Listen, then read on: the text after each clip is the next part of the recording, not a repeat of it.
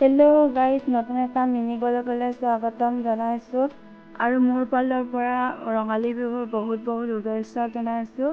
আপোনালোকক এতিয়া মই দেখুৱাই থাকিম। এয়া মই হাতত তৰাপাত ল'লোঁ গৰুক খেদিবলৈ। এতিয়া গৰুটো নদীলৈ লৈ গৈছোঁ। কিয় আমাৰ ইয়াত নদীখন আছে কিন্তু পানীহে নাই, এইকাৰণে গাঁৱলৈ লৈ গৈছোঁ গৰুবিলাক খেদি পিনি। তাৰপিছত এয়া আমাৰ দাদা আৰু এইটো আমাৰ ভাইটি হয়। আমি তিনিটাই গৈছোঁ গৰুটো গা ধুৱাবলৈ। এতিয়া গৈ আছোঁ, চব আপোনালোকে চাই থাকিব। মোৰ ভিডিঅ'টো স্কিপ নকৰাকৈ আপোনালোকক দেখুৱাই থাকিম, আপোনালোকে চাই থাকিব। তাৰপিছত এতিয়া আমি পাই গ'লোহি নদীৰ ওচৰলৈ। এতিয়া আমি আহি পালোঁ চব। এতিয়া আপোনালোকে চাই থাকিব গৰু কেনেকৈ ধুইছিলে আমাৰ নদীত গৰু ধুৱাইছে দাদাহঁতে।